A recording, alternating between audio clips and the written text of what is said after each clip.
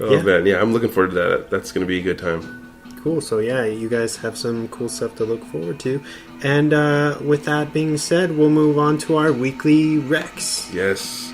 What do you got? I only have one, and it's kind of an old one. Not too old, like 90s, I think. The original Men in Black. Okay. Yeah. MLB? Yeah, I think I've watched it in the last 2 weeks, probably 3 times. Wow. It's on Netflix right now. I think I really like that movie just for sentimental value, as I thought the movie was awesome when I was a kid, when it came out, and I still think it holds up, and I think it looks really good still, and it's not too old, but yeah, Men in Black. Nice. I would have to agree with you. That's something, a film that I grew up watching. I owned it on VHS and stuff. I watched it all the time. I had all the little books and stuff that they had. Was it Scholastic or whatever? Yeah. When you could order stuff through elementary school? Yeah, the little pamphlets and stuff. Yeah, I remember that. Yeah, I would do that. But I definitely want to watch that now. I haven't seen it in a long time. I didn't know it was on Netflix. Yeah, I think that one and the first one and the second one are both on Netflix. Very cool. I believe, yeah. So Men in Black, starring Tommy Lee Jones and, of course, Will Smith. Which is coming out in the Bright movie. Oh, yeah. Which is in December. Which is a month away, which is awesome. And is it December? I thought it was November, but I could be wrong. I think it's I think the last time I saw it, unless they changed it, I thought it was like December 2nd or something. Maybe because they dropping Punisher late. Maybe they pushed it back. Yeah. Oh, okay. But yeah, it looks like a good one too. Cool. Yeah. All right, my rec. I only have one as well. It's called Brawl in Cell Block 99. Oh, that's the one you were talking about before, right? I've been hyping it up. Yeah, man. I haven't seen it yet. It's not out on Blu-ray yet. It'll drop. It drops on physical Blu-ray at the end of December. Okay. But you can watch it anywhere you can watch digital stuff right now. It's rated R. It's obviously came out in 2017. It's considered a crime thriller. It's got a whopping 92 on Rotten. Nice. It's starring Vince Vaughn, Jennifer Carpenter, who is Deb on Dexter. Yeah. And Don Johnson. It's directed by S. Craig Zeller, who is known for Bone Tomahawk. I don't know if you've seen that. No, I haven't seen that. It's a horror western that's amazing. This guy's like super. He has like a very like visceral filmmaking style. Like, okay. When you watch it, you gotta. You can't have a weak stomach. I'll just say that. Okay. He's very unforgiving, but yeah, it's available now. And my synopsis for this is: a retired boxer turns to a life of crime after losing his job. And after a drug run goes wrong, he finds himself in prison fighting for his and his pregnant wife's life. Okay. Yeah, sounds dude. good. You gotta, if nothing else, watch it for the insane fight scenes.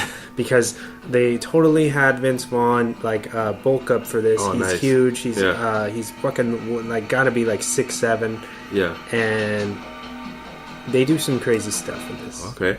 It's very cool. Yeah, that's good. That sounds good. It's called Brawl in Cell Block 99. Nice. And then we are now going to jump into our movie focus. Yes.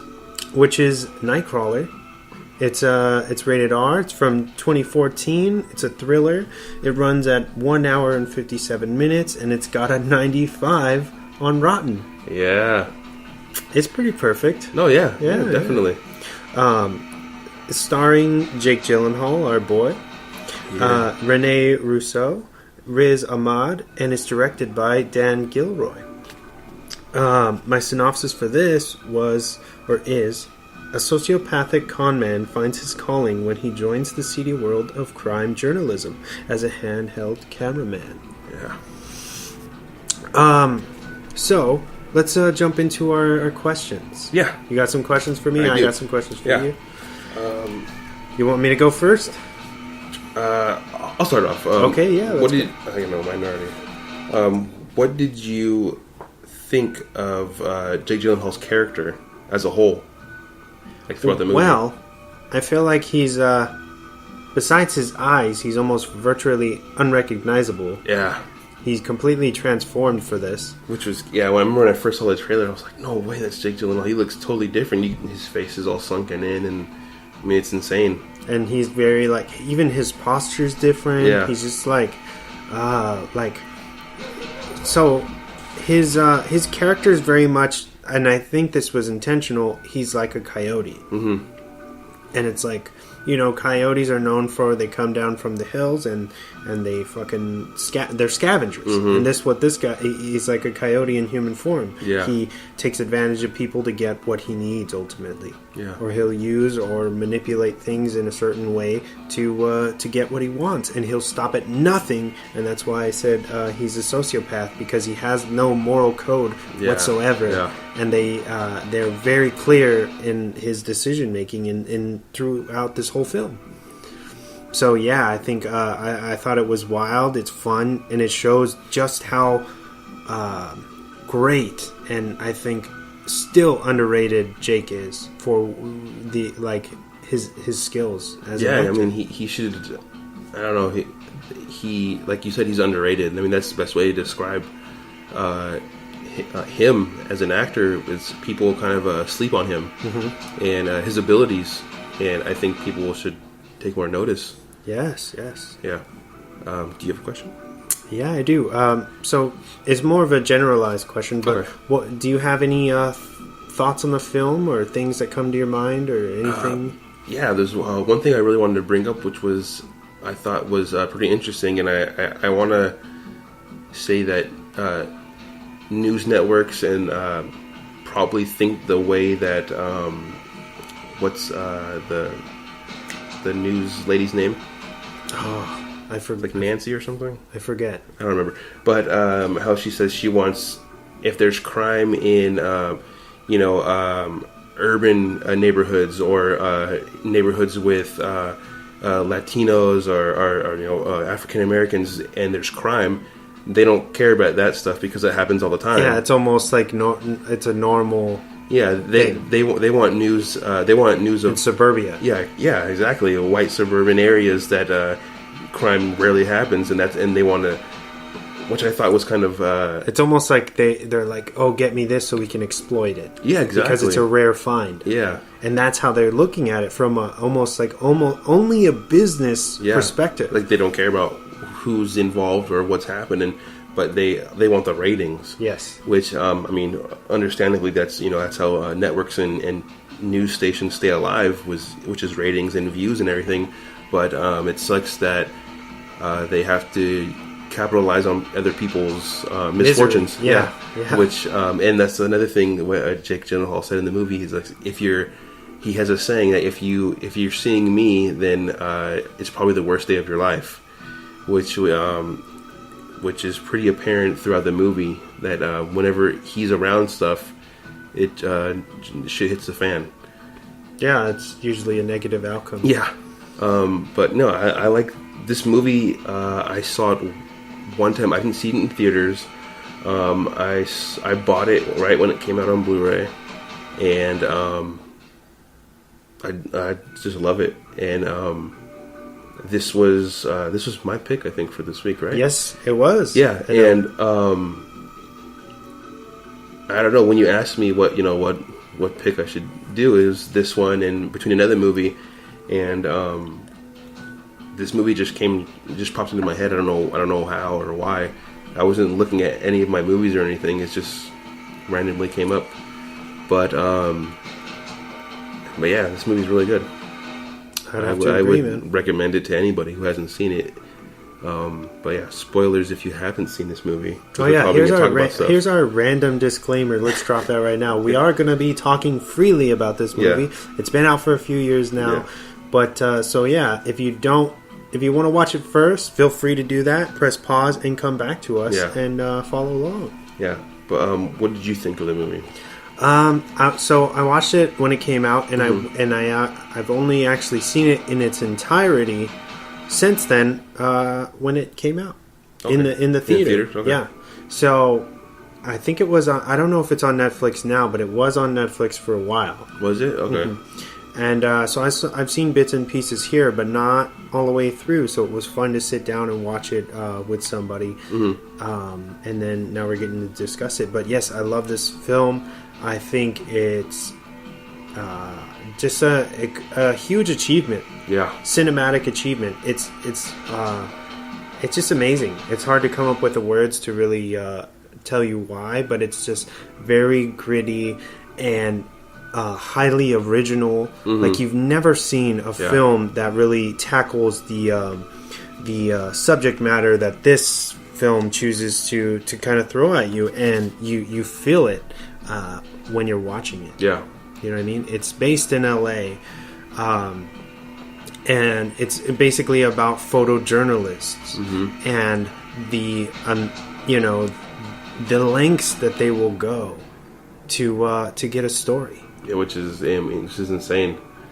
And you see from the beginning how cutthroat that business is. Yes. Because if you're not there first, then you're done. You're done. Yeah. You go to the next story. It's your yesterday's news now, which is something that I think one of the things that Bill Paxton says in the beginning of the movie when he runs into him. You know, he says like, "You're yesterday's news, buddy." Or you were here a year ago, or something like that. Oh, yeah. When he says something like you're a year too late. Yeah, something like that. But he shows up like 2 minutes after he does, and he's your story's done. I got the best footage, which is once they sell that footage to whatever news broadcasting company, the others don't want it because it's like leftovers to them. Basically, I mean, it's not as important, so you got to be there. Yeah, and yeah. I got a question. What was your favorite scene from the movie, if you had to pick one? I would say that airtight conclusion. Oh yeah, that was a good one. Yeah, where because our main dude, Jake's character Lou. Yeah. He very much manipulates crime scenes. In some way to get the best footage, and so there's really no change in the end of the film. That's what he does, but on a bigger scale. So he witnesses what is it, like a house murder, pretty much, and he withholds information on the killers. He sees the killers, what they look like, their builds, their license plate number, and he lets them get away, doesn't tell the cops, films it, hides the footage until the very end of the film. He's like, well, I'm gonna keep this story going, so he figures out the license plate number and starts following them, and they end up at a restaurant where Lou's character calls the cops and gives a not so anonymous tip about what the killers are wearing from the house murder, where they're at, that they're possibly armed. So the cops soon show up, and then chaos ensues. And the entire time he has him and his partner filming from right behind, across the street. Yeah. Car chases. He gets his friend killed because he doesn't trust him anymore. Yeah. Yeah, he pretty much sets up his friend, or I wouldn't say partner. His friend, but partner in his video production company, because he thinks that he would try to take advantage of him if he. So instead of firing him, he does the lethal way, I guess. Kills him. He gets him murdered. Yeah. He doesn't actually kill him. Yeah. But he manipulates the situation, and so he's his buddy's no longer a factor. And there's no, and he pretty much washes his hands because there's no living, how do you say, witnesses. Yeah. Just everybody's, him. Everybody's. Yeah. So, that was kind of smart on his part. Yeah, and that was, that whole scenario, everything was set up from the beginning, which, he wanted a shootout, the two suspects and then 4 cops walk into the restaurant, and he wanted a shootout. He told the cops that the guy had a gun. He did have a gun, or both of them had guns. But he didn't know that. Yeah, he didn't know. He just but said he just said, "I think they have guns," or I think one of them has a gun." Mm-hmm. And then Under his shirt. Yeah, and the cops show up and they have a shootout in the middle of the restaurant. But there's innocence. Yeah, And that's why